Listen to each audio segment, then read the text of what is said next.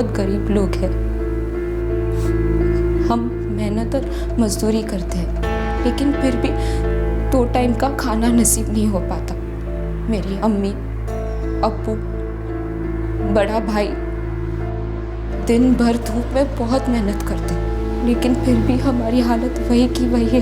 FDI से रोजगार बढ़ेंगे, हमारी इकोनॉमी को फायदा होगा, उद्योग पनपेंगे फलेंगे। देखिए 2014 में फिर हंग पार्लियामेंट होगी, किसी को पूर्ण बहुमत नहीं होगा, आगे कोलिशन धर्म ही और मजबूत होगा। इसलिए जो भी ऐसी सरकार का नेतृत्व करेगा उसकी छवि एक धर्मनिरपेक्ष नेता की होना जरूरी है। सी एड्स ने हमेशा औरत को एक ऑब्जेक्ट की तरह ट्रीट किया है, हमेशा as if she is an object of desire only. Safety pin से लेके हवाई जहाज तक के हर एक एडवर्टाइजमेंट उठाकर देख लीजिए। हमने हमेशा हर वक्त सरकार से कड़े कदम उठाने की मांग की है। देश और समाज में महिला की अस्मिता के लिए हम हमेशा प्रयासरत रहे हैं। We are looking at the mid segment whose purchase power has phenomenally increased in the last 10 years.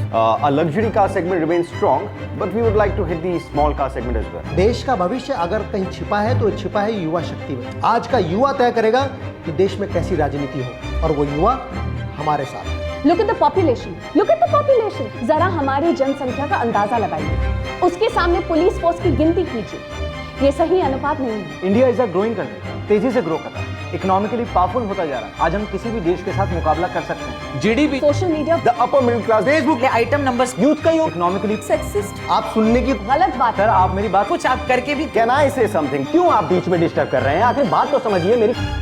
मैं हमेशा से सिर्फ यही चाहती थी कि अपने परिवार के लिए कुछ कर पाऊँ, अपने परिवार की हालत ठीक कर पाऊँ। मैं तो अपनी जिंदगी अच्छी करने निकली थी, पर मुझे क्या पता कि मैं यहाँ पहुँच जाऊंगी।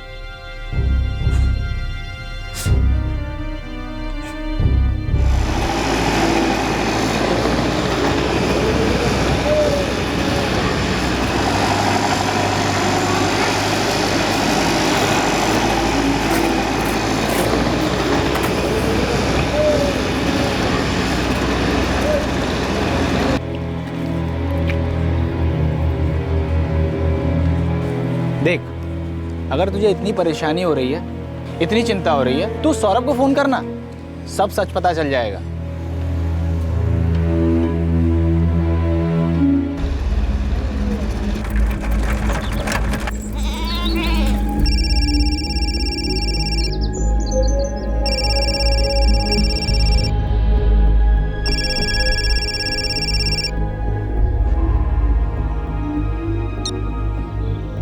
हेलो, सौरभ बोल रहे हैं? हाँ बोल रहा हूँ। आप कौन?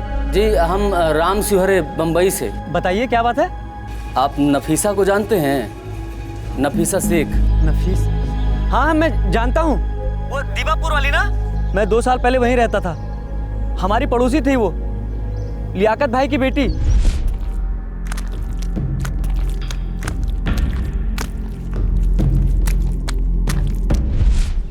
क्या बात है, कुछ हुआ है क्या नफीसा को? नहीं, वो हम ऐसे ही बस पता करने के लिए फोन किए थे। जी नमस्ते।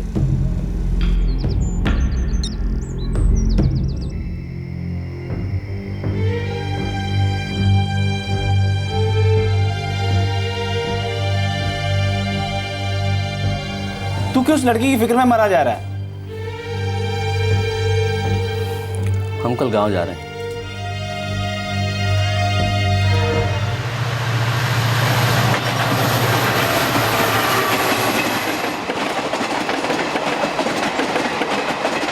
राम, बिहार से मुंबई आया एक मजदूर वापस अपने गांव जा रहा था।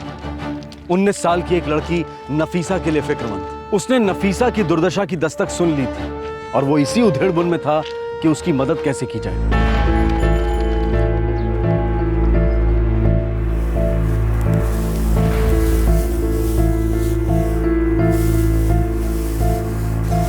राम, राम, हे बाबू। हाँ बाबूजी। क्या बात है बेटा, कोई चिंता तुमको अंदर ही अंदर खाए जा रही है? नहीं बाबूजी, ऐसा कुछ नहीं है। कुछ तो है बेटा जो तुमको बता नहीं रहे हो, छुपा रहे हो।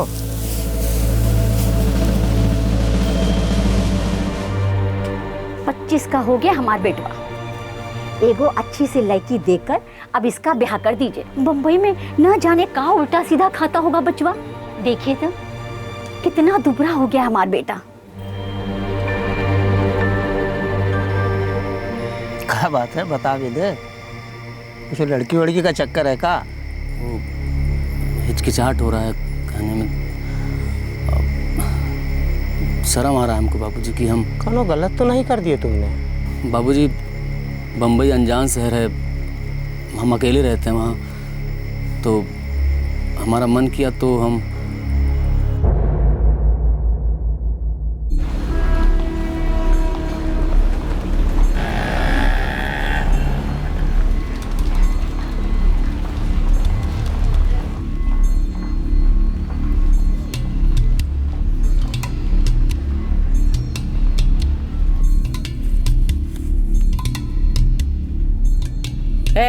देख तो कौन खाली है?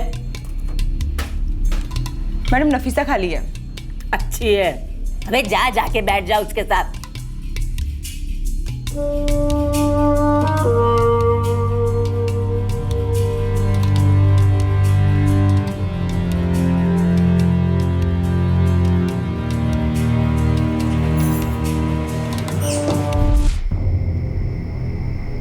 तो तुम इस नफीसा के चक्कर में परेशान हो? समझ नहीं आता क्या कहें तुम्हें। तुमने तो हमें शर्मिंदा कर दिया। तुम शहर में क्या बाजारू लड़कियों के पास जाते थे? अब कुछ कहने की जरूरत नहीं है, हम सब समझ गए। तो तुम क्या इस नफीसा के प्यार व्यार में पड़ गए हो? अरे नहीं बाबूजी, हमको गलत मत समझिए। हम कोई प्यार व्यार नहीं करते हैं उससे, और ना ही शादी करना चाहते हैं। फिर क्या बात है? वो बाबूजी, हम उसके पास कई बार गए, महीना में कुछ 15 दिन। अब बाबूजी हम मुंबई में अकेले रहते हैं और वहाँ रह के आप लोग का हर रोज़ बहुत याद आता है। पूरा दिन दोपहर में काम करके पक जाते हैं। अब जब हम नफीसा के पास गए तो हमको अच्छा लगा, उसके साथ खुशी मिलने लगी हमको। क्या कहना चाह रहे हो? हमारे समझ नहीं आ रहा कुछ। नफीसा बहुत अच्छी लड़की है बाबूजी, वो बिल्कुल वैसी नहीं जैसा उसे बना दिया गया है। उसके साथ तो बड़ा ज़बरदस्ती हुआ है।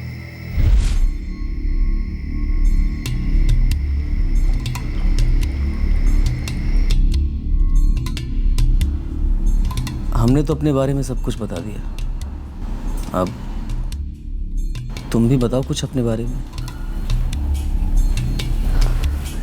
विश्वास नहीं करती मैं किसी पे, और करना भी नहीं चाहती। अब नहीं मानती कि ये बाहर की दुनिया भी मेरे लिए बनी है। एक बार पहले भी किसी पे भरोसा करके गलती की थी मैंने, और अब उसका ही भुगत रही हूँ। मत मारो मुझे, मत मारो। 1 महीना हो गया तुम्हें यहाँ आते हुए।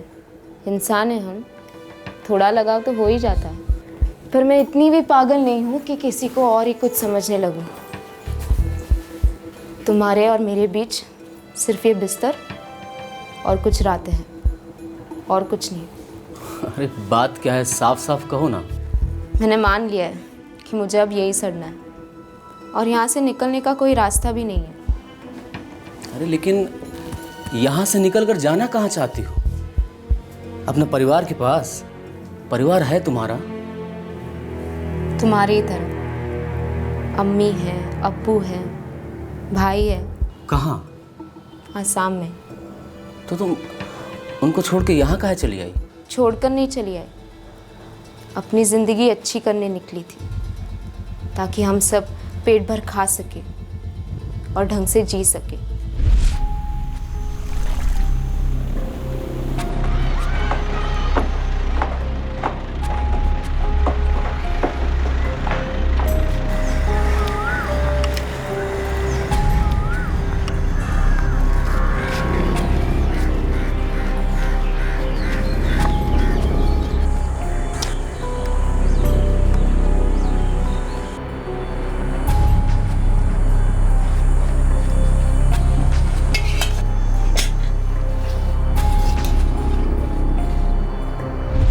हम सब काम करते थे, पर इतना भी नहीं कमा पाते कि सब पेट भर कर खा सके।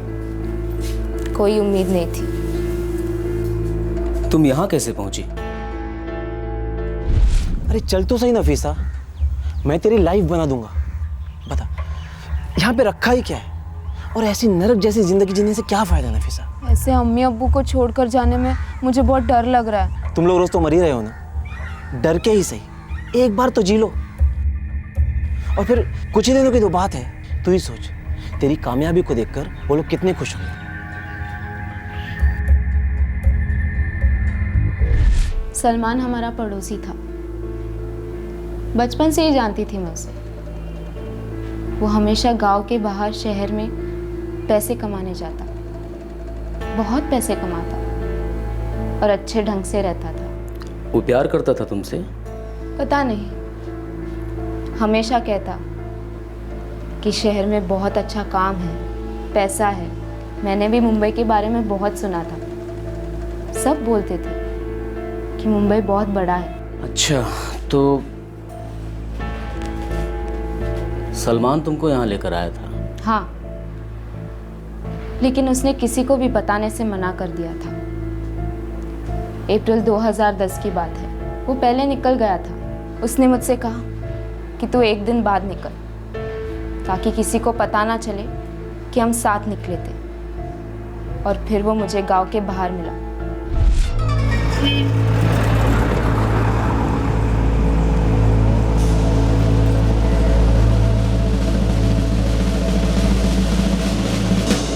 किसी को बताया तूने? नहीं। चले फिर? हाँ।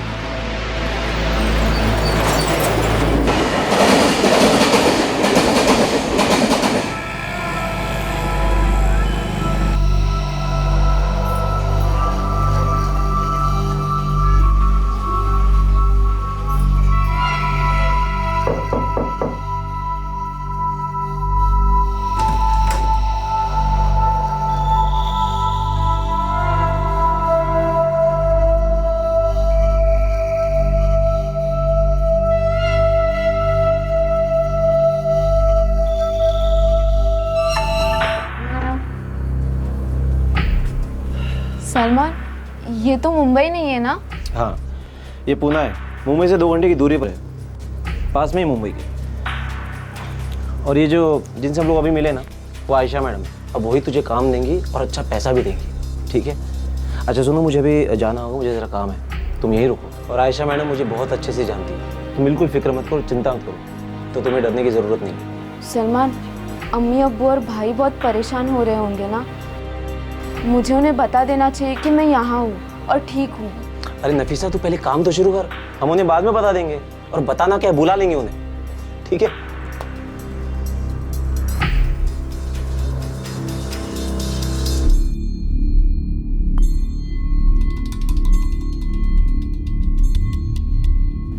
नफीसा, काम आज से ही शुरू होगा, ठीक है? ठीक है मैडम, पर मुझे कहाँ जाना होगा काम के लिए? कहीं जाने की ज़रूरत नहीं है, यहीं बैठे बैठे हो जाएगा काम।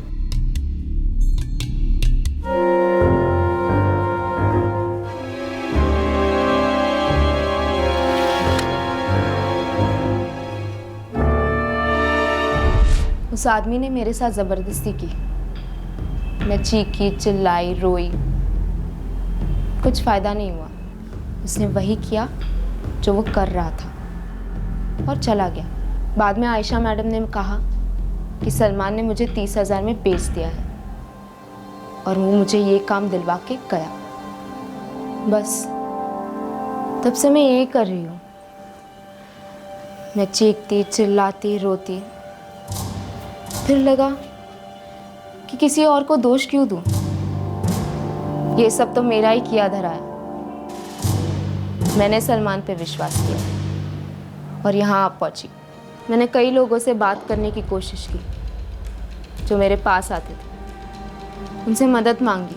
फिर अगले ही दिन आयशा मैडम के आदमी मुझे खूब पीटते, मारते, मेरी जान निकल जाती थी। बहुत दर्द होता था, सहन नहीं कर पाती थी। फिर पता चल गया कि ये बाहर की दुनिया के बारे में सोचना ही बेकार है। 6 महीने पहले मुझे आयशा मैडम ने लक्ष्मी को बेच दिया और वो मुझे यहाँ ले आई। आखिरकार मैं मुंबई पहुँच ही गई। वो बहुत गरीब लड़की है, बिल्कुल हमारी तरह। उसका परिवार भी बिल्कुल हमारी तरह है। हम तो अपना परेशानी से भाग के जाते थे उसके पास आराम के लिए, लेकिन अब ये सब हमको बहुत तकलीफ दे रहा है।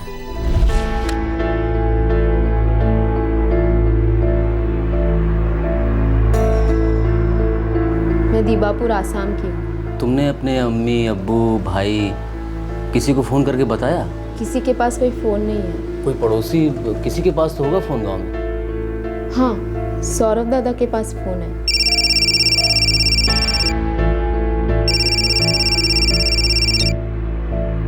हेलो। ये सब कुछ 1 महीना पहले की बात है। नफीसा के अब्बू लियाकत शेख ईंटा भट्टी में काम करते हैं बाबूजी। तो फिर तुम क्या चाहते हो? पता नहीं, लेकिन इस धंधे का चक्र भी बड़ा खतरनाक है बाबूजी। जो भी लड़की एक बार इसमें फंसी तो दोबारा निकलना बड़ा मुश्किल होता है। अगर हम नफीसा को बचाना भी चाहते हैं तो वो लोग हमारी जान के दुश्मन बन जाएंगे और नफीसा को भी जिंदा नहीं छोड़ेंगे। बस बाबूजी, हम बस यही सब सोचा करते हैं। नफीसा का दुर्दशा देखी हमने, लेकिन उसका मदद करने की हिम्मत नहीं हमने। समझ में नहीं आता क्या करें बाबूजी।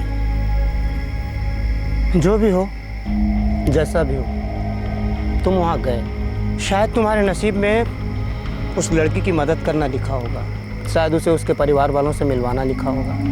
हो सकता है उसका परिवार उसकी राह देख रहा हो। उनको क्या मालूम कि उनकी बच्ची के साथ क्या हो रहा है। तो बाबूजी, अब हम क्या करें? जाओ, तुम दीबापुर जाओ। दूर तो बहुत है, लेकिन इतना भी दूर नहीं कि तुम जा नहीं सको। वहाँ जाओ, उसके माँ बाप से सब कुछ साफ साफ बता दो। कौन जाने वो लड़की फिर से जी सके।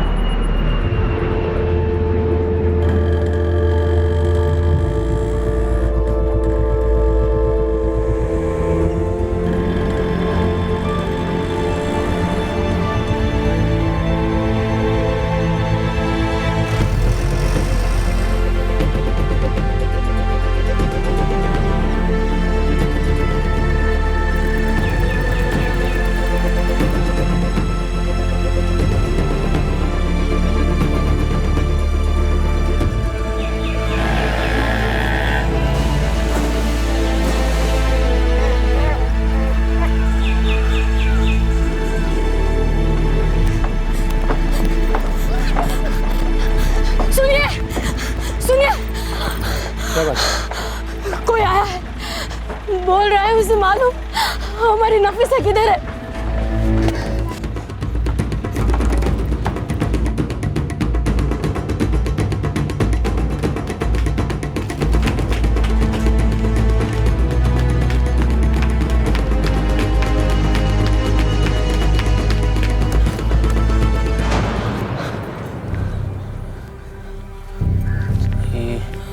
आपकी बेटी नफीसा है ना?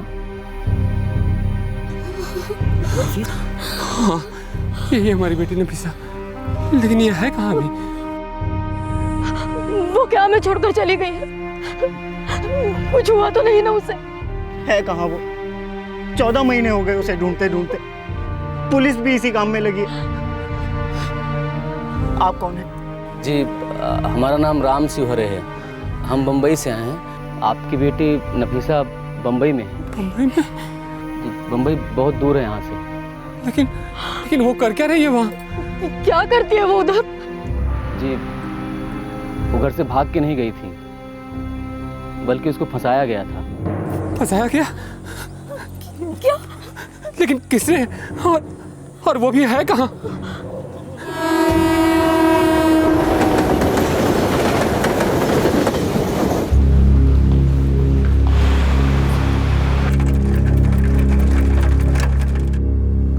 लेकिन आप बता क्यों नहीं रहे हो कि नफीसा है कहाँ? शाम को चलेंगे ना हम लोग। अब उसको वहाँ से निकालने के लिए कुछ ना कुछ तो करना ही पड़ेगा ना। किसी मुसीबत में फंस गई है क्या? कुछ हो गया है क्या उसे? देखिए, हम कह रहे हैं ना कि चिंता मत कीजिए, वो एकदम ठीक है। शाम को चल रहे हैं ना हम लोग उसके पास। रमेश, आप लोग बैठिए, हम अभी आते हैं।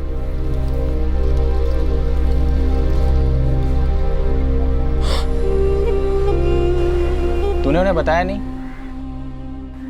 वो लोग बहुत दूर गांव में रहता है। हमको तो डर लग रहा है कि अगर हमने उनको बता दिया कि नफीसा वैश्या बन गई है तो पता नहीं वो लोग क्या करेंगे। ये भी हो सकता है कि वो लोग दोबारा उसे अपनाए भी ना। तूने तो कहा था उन्होंने पुलिस स्टेशन में रिपोर्ट दर्ज करवाया। हाँ, किए थे अपना गांव में। वो लोग कंप्लेंट का काफ़ी साथ में लेकर आए हैं। धर्मेश यार, हमको समझ में नहीं आ रहा कि हम कोठे पे जाके नफीसा को कैसे छुड़ाएं। देख राम, तू कोई फिल्मों का हीरो नहीं है जो कोठे पे जाएगा और 10-10 लोगों से लड़के उस लड़की को बचा के लाएगा। तुझे दीवापुर की पुलिस को बता देना चाहिए था नफीसा का ठिकाना, शायद वो कुछ कर सके। ये सब अपने बस की बात नहीं है। एगो काम करें, हम लोग यहाँ की पुलिस में चलते हैं, कंप्लेंट का कापी दिखाते हैं और सब कुछ बता देते हैं। एक तू और मैं अंदर जाएंगे तो हो सकता है वो लोग हमें ही अंदर कर दें। उन्हें लगेगा हमारा कोई लफड़ा है उनके साथ। अगर तुझे ऐसा ही करना है तो नफीसा के माँ बाप को साथ लेके चलते हैं।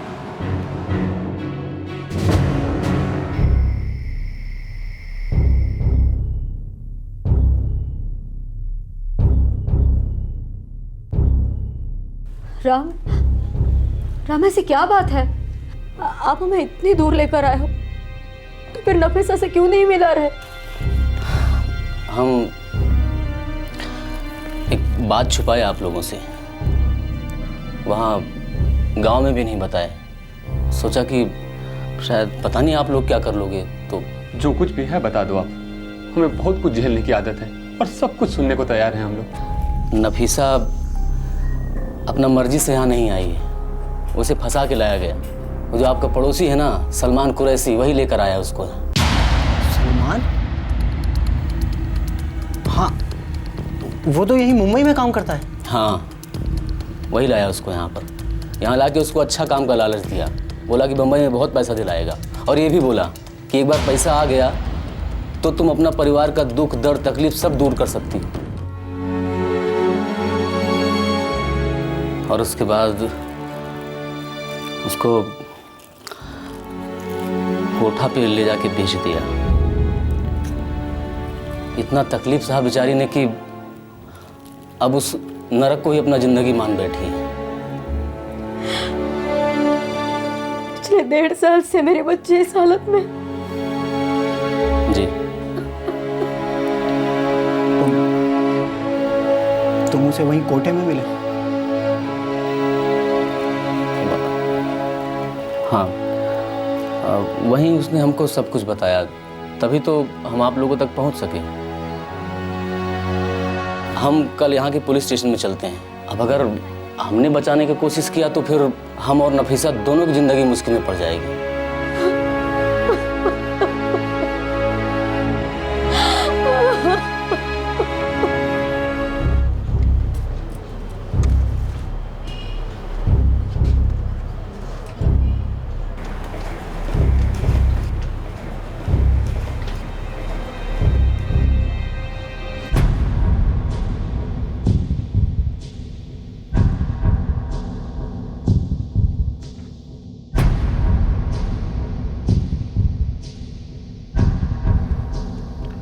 तो नफीसा से विकरौली में मिला था? जी साहब। गणेश टेकरी एरिया में? जी। लास्ट टाइम कभी मिला था? कोई 3 हफ्ता पहले मिले थे, जब वो अपने गांव जाने से पहले। कितने दिनों से तेरा वहाँ आना जाना था? साहब कोई 2 महीना पहले से, अप्रैल 2011 में हम मिले थे उससे। हमेशा उसी के साथ बैठता था? जी साहब।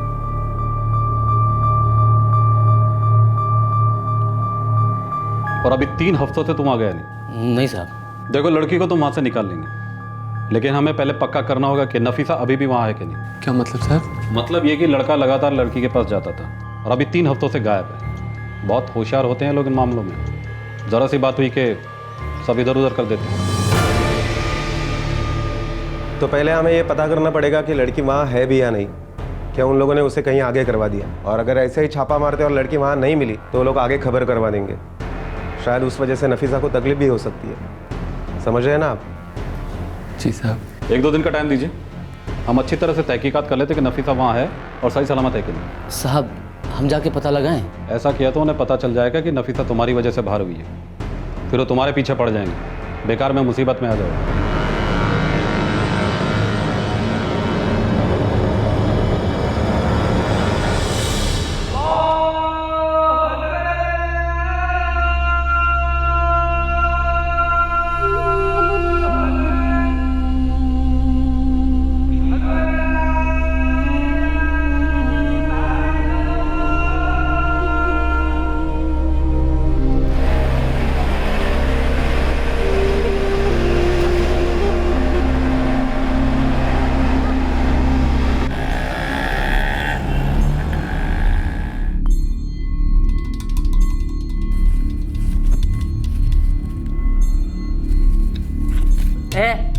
देख तो कौन खा लिया अभी? मैडम उसे खा लिया। और सही है, सब जानती है।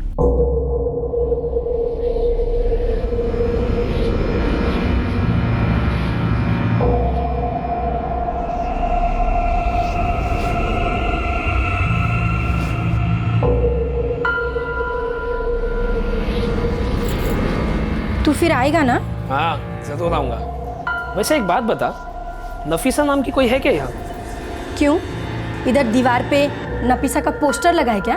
नहीं रे, ऐसे ही पूछा। कोई एक दोस्त बहुत तारीफ कर रहा था उसकी, सोचा देख तो लूँ क्या चीज़ है वो। बोलना है क्या?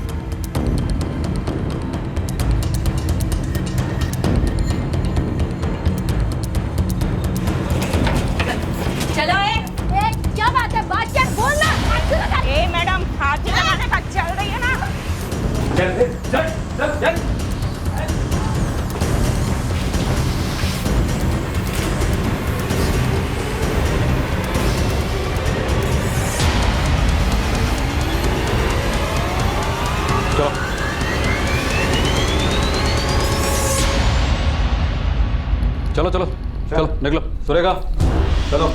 क्या बात हुई? बोलिए ना। चलो बताते हैं क्या बात हो गई।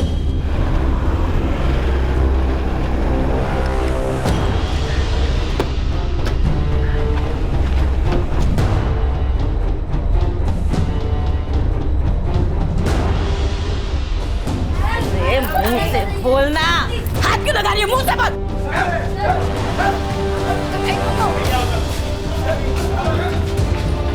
अरे अरे पर गलती क्या है, छोड़ो ना। बैठ के बात करते हैं ना, क्यों खाली के लिए टाइम वेस्ट करने का? अरे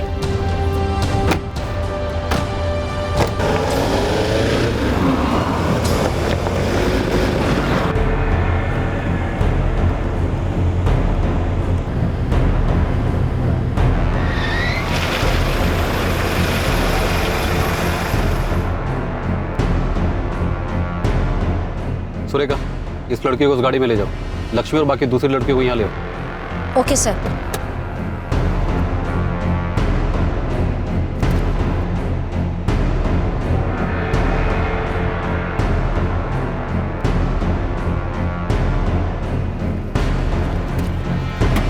चल बैठ। तू उतर। क्यों? नीचे उतर। हाथ हटा। हाथ हटा ना। उतर रही हूँ। और तू भी उतर। मैं कह रही हूँ कि यहीं पे मांडवली कर लेते हैं। चुप। मांडवली कर लेते हैं। चल हाथ छोड़। चल अंदर।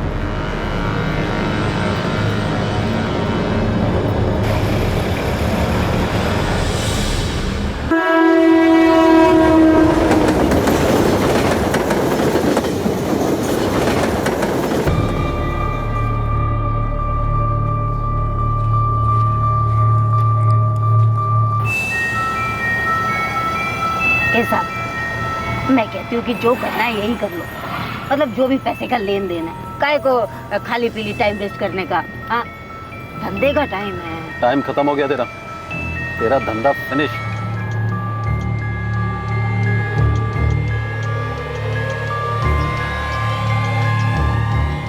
कहाँ ले जा रही हो मुझे?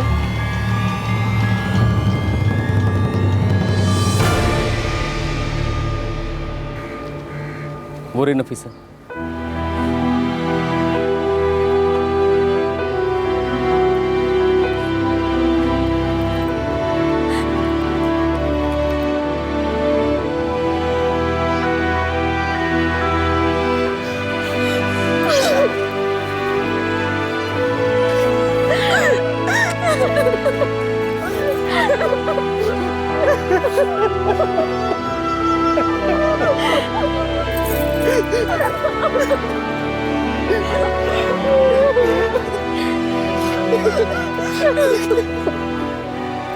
आप लोग निकलिए, ट्रेन पकड़नी है।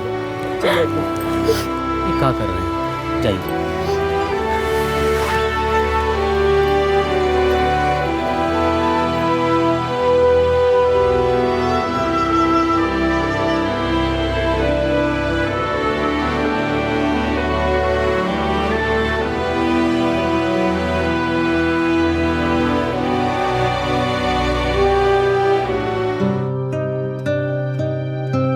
मेरी अम्मी, अब्बू, भाई सब मेरा साथ दे रहे हैं, मेरा ख्याल रख रहे हैं। मेरी ज़िंदगी के इन 14 महीनों में जो मेरी हालत हुई, जिन तकलीफ़ों से मैं गुजरी, वो भुलाना मुश्किल है। लेकिन अब फिर से मैं अपनी ज़िंदगी अपने हाथों में लेने की कोशिश कर रही हूँ, धीमे धीमे लेकिन मजबूती से।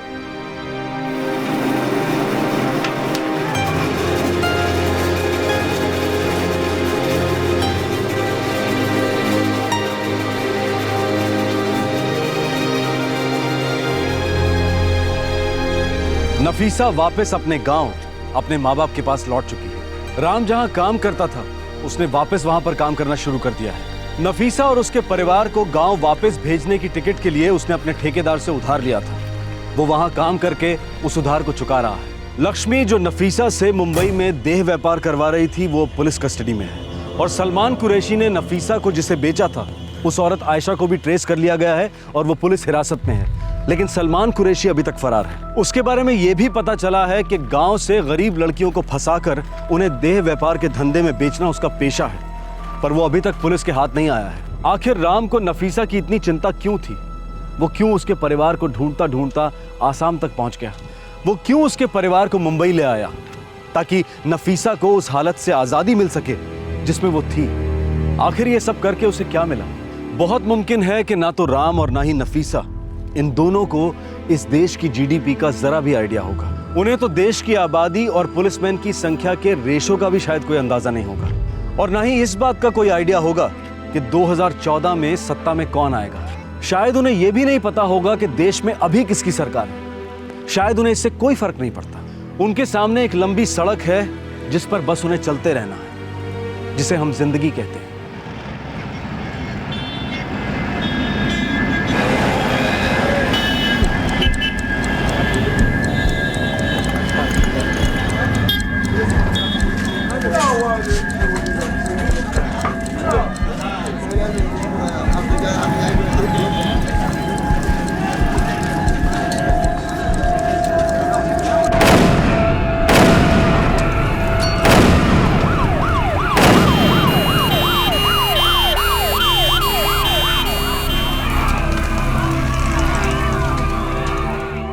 जहां जहां टकराव और असंतोष ने अपनी जड़ें जमाई हैं, वहीं वहीं आतंकवाद ने न जाने कितनी मासूम जिंदगियां छीनी हैं। ऐसी जिंदगियां जो वैसे ही जीने की जद्दोजहद में लगी हैं, ऐसी जिंदगियां जो अपने अंजाम तक नहीं पहुंच पाती, ऐसी जिंदगियां जो अपने दुख तकलीफों से निजात नहीं पाती, ऐसी जिंदगियां जिन्हें आखिर तक अपनी पहचान भी नहीं मिल पाती।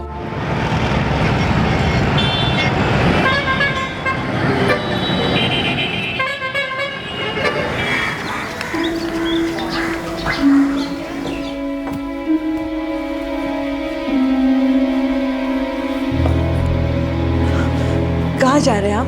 बाहर में, मुझे नहीं मालूम। आप हमें परेशान क्यों करते हैं? क्या आप कभी नॉर्मल नहीं रह सकते? नॉर्मल? और तुम्हारे साथ दिमाग खराब हो गया मेरा यहाँ पे रह के। बापूजी, बापूजी आप बाकी परेशानी क्यों नहीं समझते? मेरी तकलीफ का किसी को पता भी है?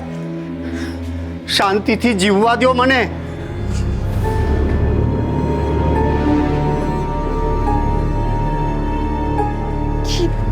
ये हमेशा इतने परेशान क्यों रहते? खुद के बारे में, हम सब के बारे में बुराई क्यों सोचते हैं? क्यों?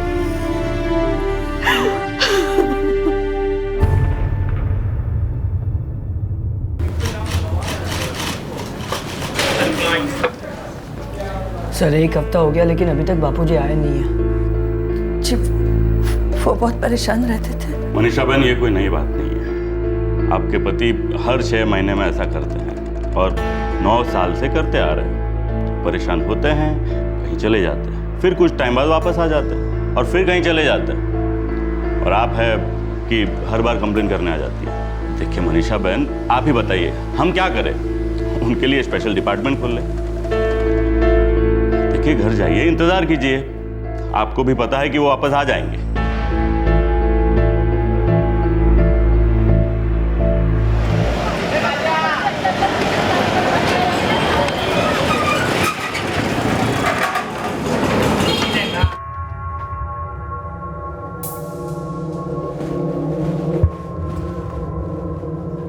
शू, किधर चली सवारी?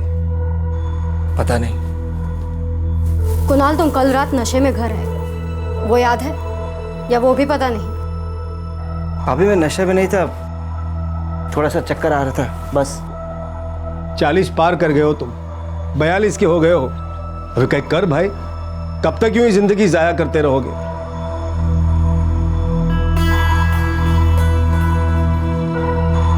पता नहीं इसकी जिंदगी का क्या होगा।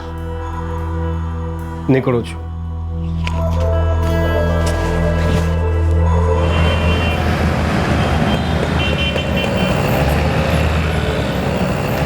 चिराग बेटा, रेडी छे? हाँ।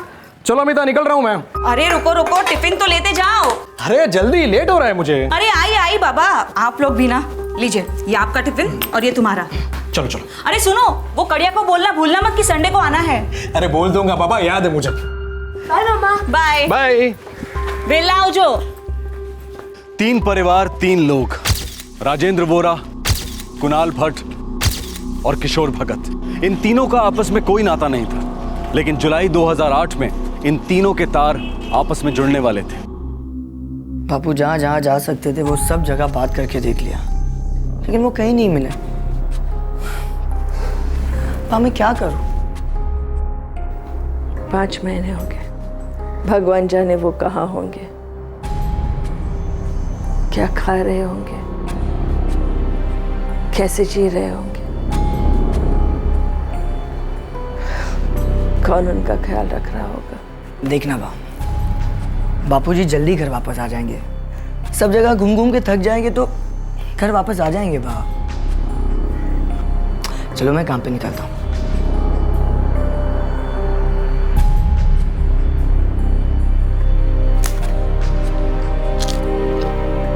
पता नहीं कहाँ पी के पड़ा होगा।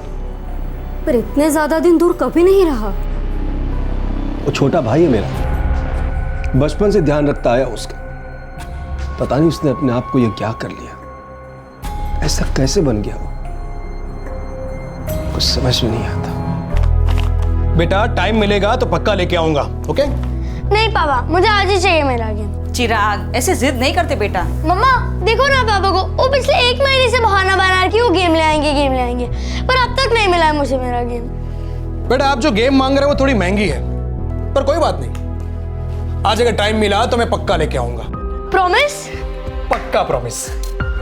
पापा तो फिर मैं आपको फोन करूंगी आज दिलाने के लिए। चौकस करना बेटे। अमिता वो जाओ छुआ। बाय पापा। बाय। आओ जो।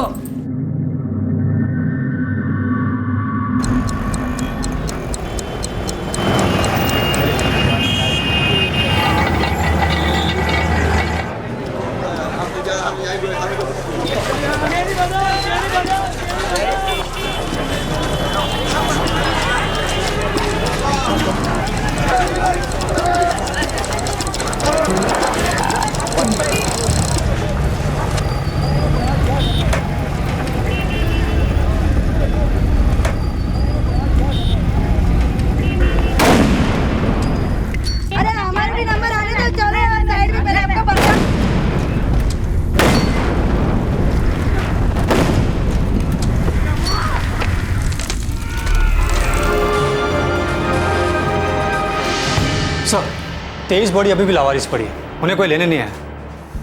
नोटिस बराबर लगाते रहो, बड़ा हादसा हुआ है, थोड़ा वक्त तो लगेगा। सर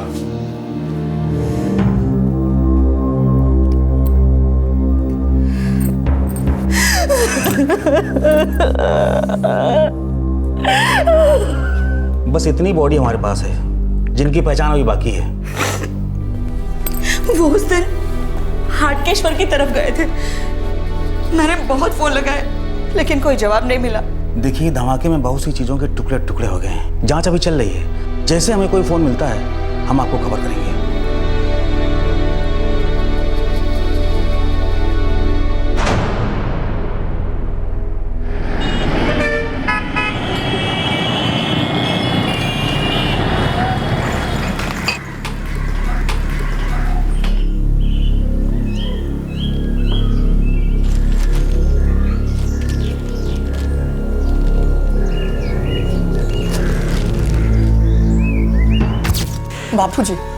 बापूजी आप बाकी परेशानी क्यों नहीं समझते? शांति थी जीववा दियो मने।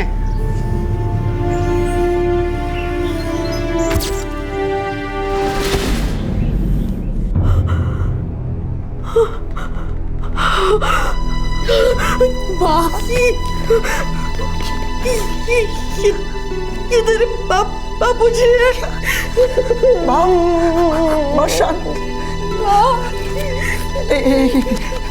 बात हमें ना हम पहले वहाँ जाएंगे, वहाँ देखेंगे कि वो बाबूजी है या नहीं।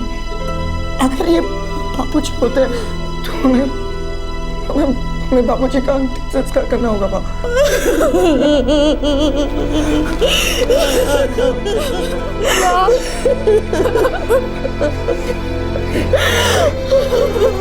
माँ शांत हो जाओ। भैया चेतना बिन से बात करते हैं, वही हमें बताएगी कैसे क्या करना है।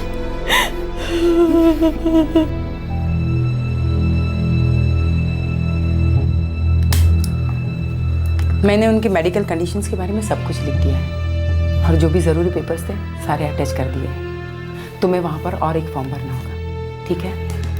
अहमदाबाद की क्राइम ब्रांच ऑफिस में हम कल जाने वाले हैं। और हाँ, विक्टिम्स के लिए सरकार ने मुआवजा भी अनाउंस किया हुआ है, वो फॉर्म भी भर देना तुम। Thank you doctor.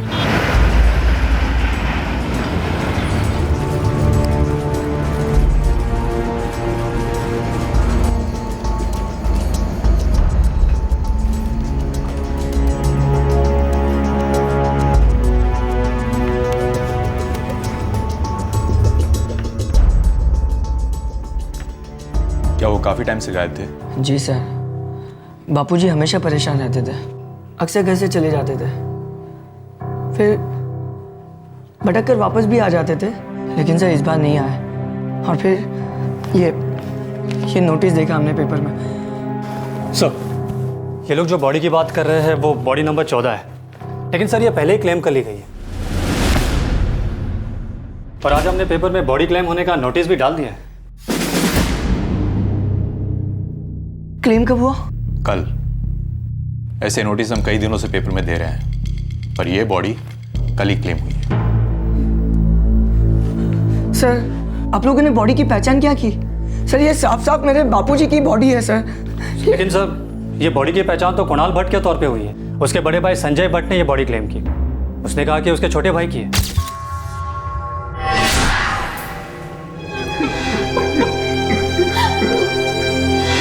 लेकिन ये तो हमारे बापूजी है।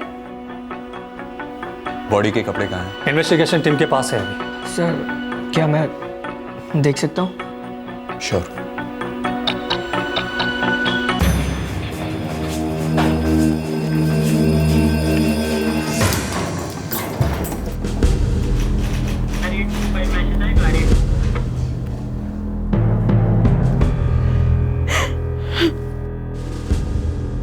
वो बॉडी मेरे भाई की ही थी सर। हाइट, बॉडी, सब कुछ भाई से मैच करता था, और जैसे कपड़े आपने दिखाए थे वो वैसे ही कपड़े पहनता था। सर, मेरे बापूजी भी वैसे ही कपड़े पहनते थे। मैंने देखा, पैंट भी उन्हीं की थी सर, बॉडी भी उन्हीं की थी। जो भाई, मने लागे कि आपको कोई गलत फहमी हुई है। गलत कैसे लग सकता है? हमने तो बॉडी देखी ही नहीं थी, और आपने तो अंतिम संस्कार भी कर दिए। वो कुणाल ही था। सर, मुझे पक्का यकीन है कि वो मेरे बापूजी की बॉडी थी।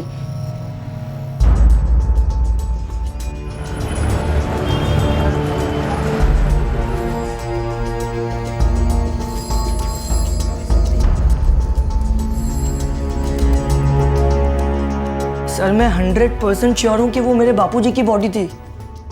मुझे लगता है मुआवजा हासिल करने के लिए किसी ने झूठा क्लेम किया है। ठीक है, आप लोग मुझे एक रिटर्न एप्लीकेशन दे दीजिए, फिर मैं देखता हूँ इस मामले में क्या किया जा सकता है।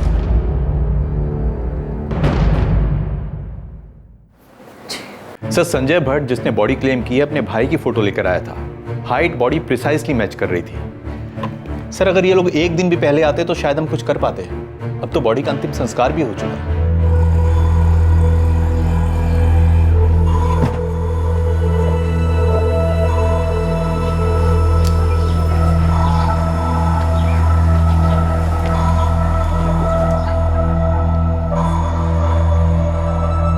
ये 6 लाख है, इन पैसों का हाथ भी नहीं लगाना है, एफडी कर देते हैं। तो समझी गई ना? अब मैं उन लोगों को समझाऊं तो कैसे समझाऊं कि वो मेरा भाई ही था, उनके बापूजी नहीं। भगवान करे उनके बापूजी जिंदा हो। मेरा दुर्भाग्य है कि मेरा भाई चला गया। अभी पैसा मेरे लिए कोई मायने नहीं रखता। हर दिन मैं यही सोचता था कि मेरा भाई कहाँ होगा, उसे कुछ हुआ तो नहीं, वो घर वापस क्यों नहीं आता। और अब जब उसकी बॉडी मिली भी है तो ये सब।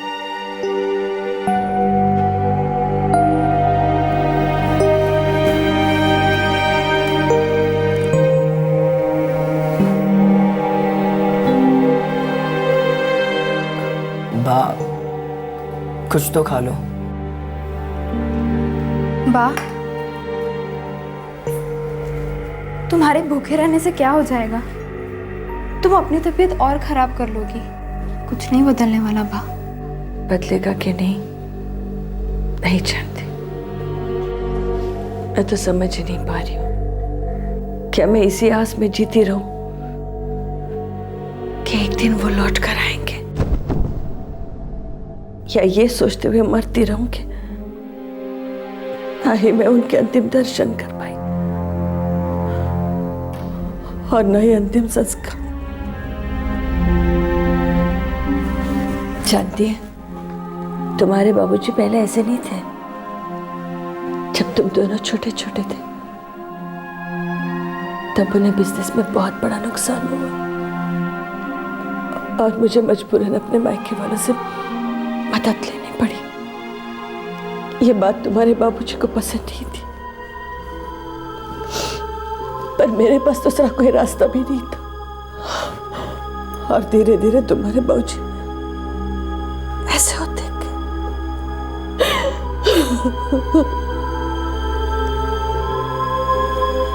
उस दिन मुझे पापा को गेम लाने के लिए परेशान नहीं करना चाहिए था।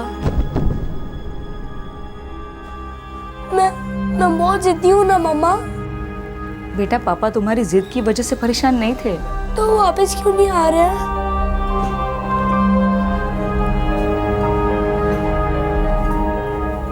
पता नहीं बेटा,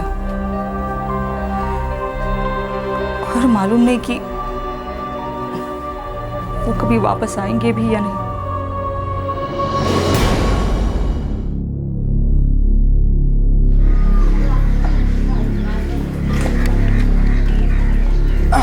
अब बराबर बांधी दो।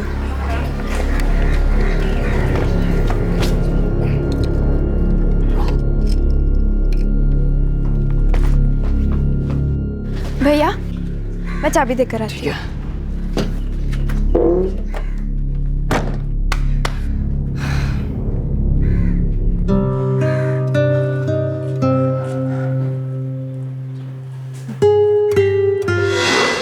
बापूजी, बापूजी आप बाकी परेशानी क्यों नहीं समझते?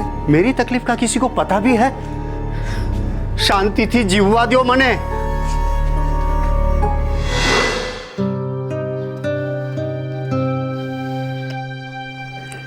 माँ, माँ, चले? अगर तुम्हारे बापूजी आ गए तो? माँ, बापूजी कभी नहीं आएंगे। हाँ, सारी पिछली बातों को भुलाकर हमें आगे बढ़ना होगा। हाँ?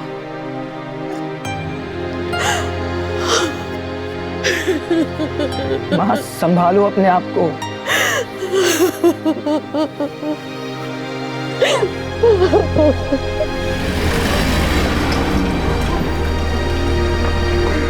दो परिवार धीरे धीरे अपनों को खोने के गम से उबरने में लगे थे, पर एक परिवार अपने एक सदस्य के इस तरह चले जाने के सच को मान ही नहीं पा रहा था। दूसरा परिवार बेहद परेशान था क्योंकि उनके सदस्य का शव तो कोई और ही ले गया था। धमाके जिन्होंने इन परिवारों को तोड़ कर रख दिया था, उसके ठीक 4 साल बाद जो हुआ उसने फिर से दहला कर रख दिया।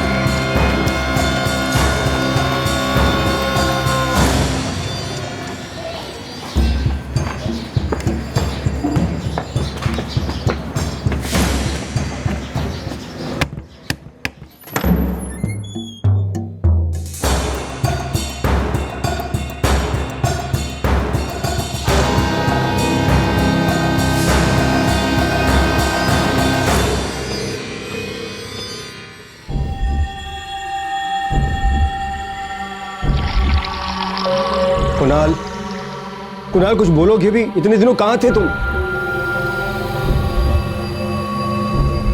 कुणाल, तुम्हें समझ में आ रहा है तुमने गायब होके कितनी बड़ी गलती की है? हम किसी और की बॉडी ले आए थे तुम्हारी समझकर, अंतिम संस्कार भी कर दिया। आज पता चला वो किसी और की थी। लोग सही थे जो बॉडी लेने आए थे, शायद वो उनके बापूजी की थी। कुणाल, थक गए हो भैया, थक गए हो भटकते भटकते।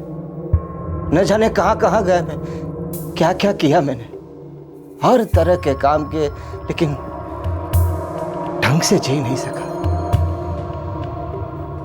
मैं तो यह भी भूल चुका हूं कि मुझे घर छोड़ के कितना टाइम हुआ।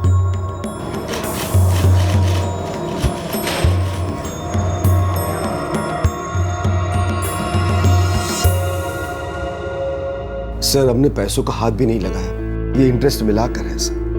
कहाँ चला गया था आपका भाई? कई जगह भटकता रहा सर, कल ही वापस आया है। उससे बहुत बड़ी गलती हो गई, बहुत बुरा लग रहा है मुझे। उत्तम, फाइल चेक करो, उस वोरा परिवार का कोई नंबर हो, एड्रेस हो तो उसे बुलाओ। सर, उनका नंबर तो काम नहीं कर रहा है, पर उनके देहगाम का एड्रेस जरूर है। खबर तो पहुंचानी होगी। 4 साल से वो इसी लड़ाई में लगे हैं कि ये बॉडी उनके फादर की थी।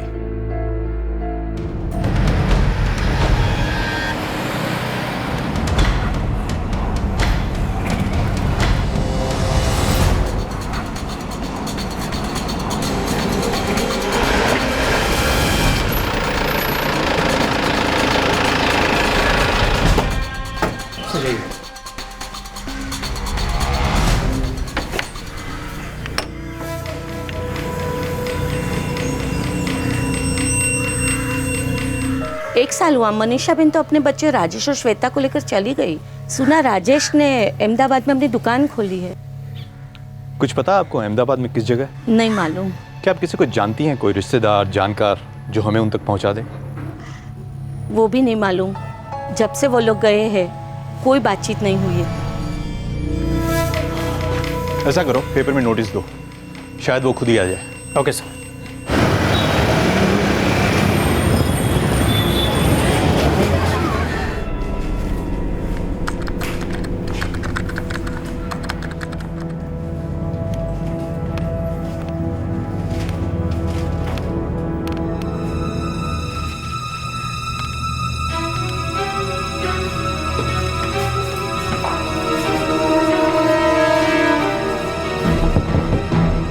अभी आओ। राजेश भाई क्या ये देखो, ये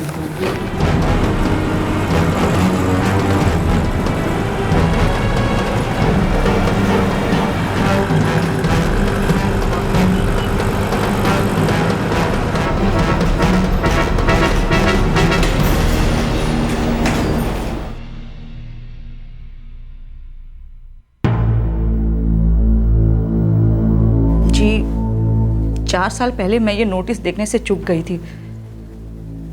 इसके बाद लगातार 2 महीने तक मैं शवघर के चक्कर लगाती रही, लेकिन कभी ये लाश मैंने वहां पर नहीं देखी। ये पक्का इसके पापा किशोरी हैं। देखो ना पापा को, वो पिछले 1 महीने से बहाना बना रही, वो गेम ले आएंगे गेम ले आएंगे। आज अगर टाइम मिला तो मैं पक्का लेके आऊंगा। सर ये मेरे बापूजी है। आप लोगों को पहले भी मैंने बताया था और अभी भी बताता हूँ। नहीं, ये पक्का मेरे हस्बैंड है। नहीं सर, ये मेरे बापूजी है। नहीं, देखिए देखिए, बॉडी का अंतिम संस्कार हो चुका है और उसे जिस आदमी का शव समझकर ये सब किया गया है वो 4 सालों बाद वापस घर लौट चुका है। और हमने ये नोटिस पेपर में इसलिए दिया ताकि किसी एक परिवार की तकलीफ थोड़ी कम हो सके। अब एक बात तो पक्की है, इस बॉडी का अंतिम संस्कार जिस आदमी के रूप में किया गया है ये वो तो नहीं है। This is definite. देखना अब यह है कि ये है कौन। आप लोग हमें 1 दिन का वक्त दे दीजिए।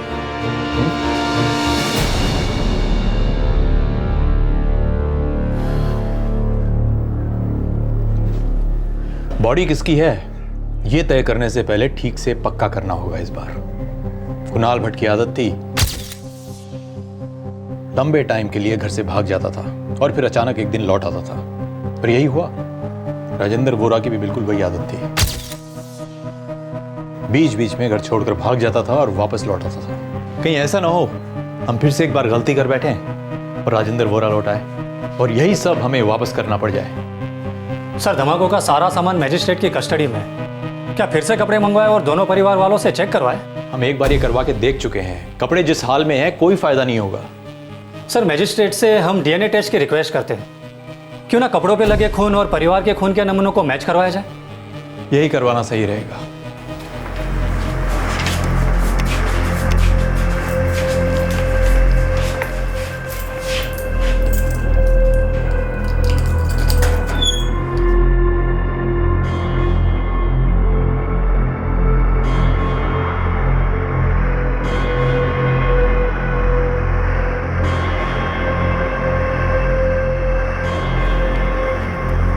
मिस्टर राजेश,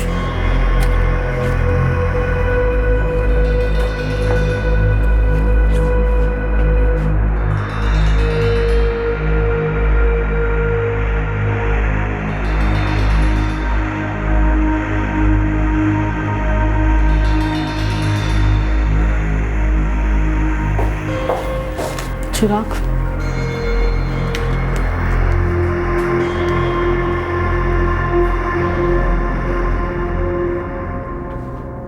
मुझे पहले से पता था कि वो तुम्हारे बापूजी। इस बार पक्का पता चल जाएगा।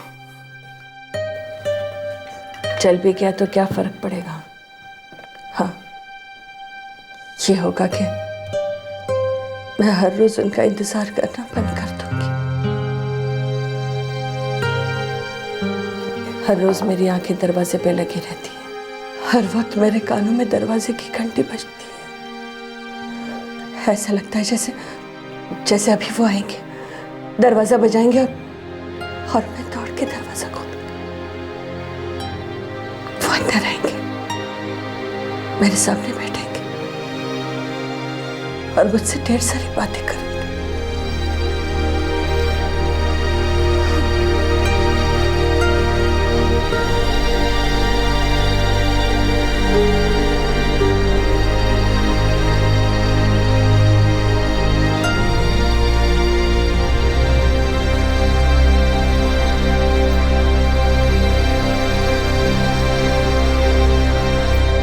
चिराग, क्या हुआ बेटा?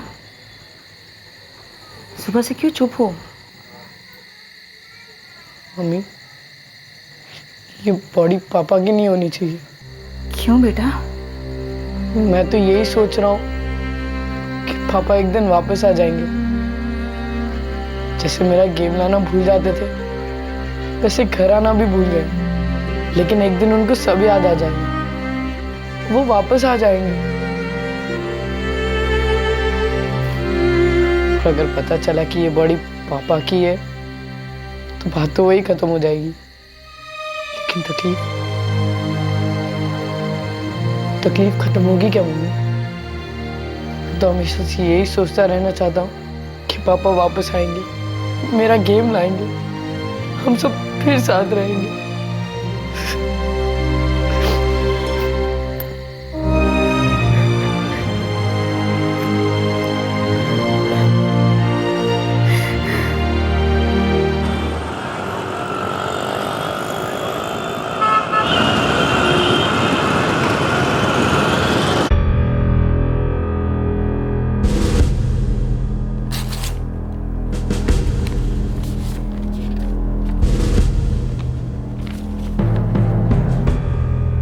डीएनए रिपोर्ट के मुताबिक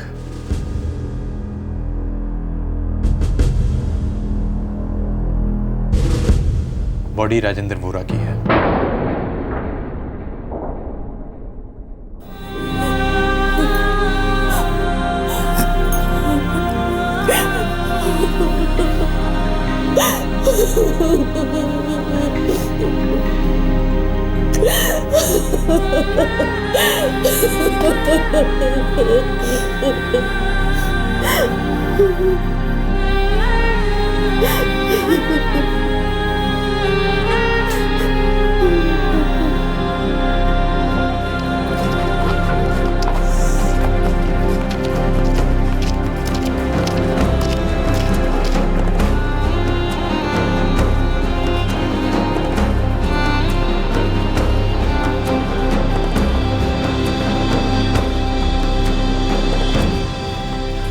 एक गुमशुदा पिता और पति के परिवार को आखिर उसके अंजाम का पता चला, लेकिन दूसरे परिवार को तो इस बात का अंदाजा भी नहीं है कि आखिर उसके मुखिया के साथ क्या हुआ।